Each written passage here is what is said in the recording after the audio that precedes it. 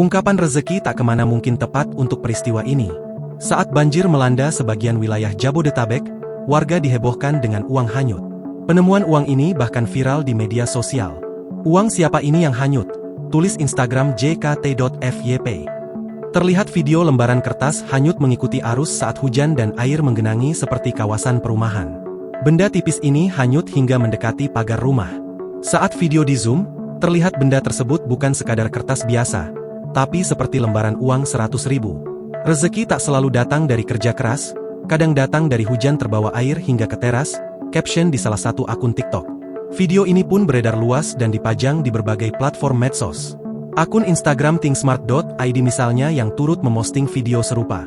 Kadang kita terlalu sibuk mengejar rezeki hingga lupa bahwa Tuhan bisa mengirimkannya dari arah yang tak pernah kita sangka.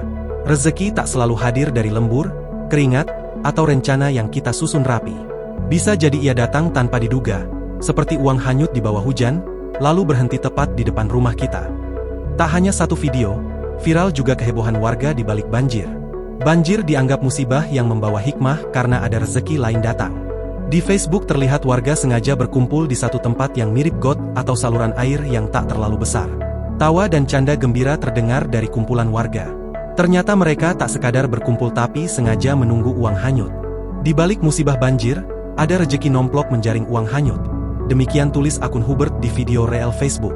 Apakah uang hanyut ini ditemukan di Jabodetabek?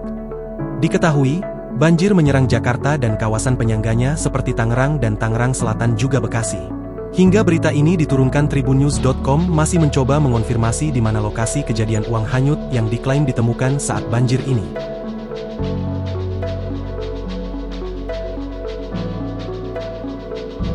Download Tribun X sekarang. Menghadirkan lokal menjadi Indonesia.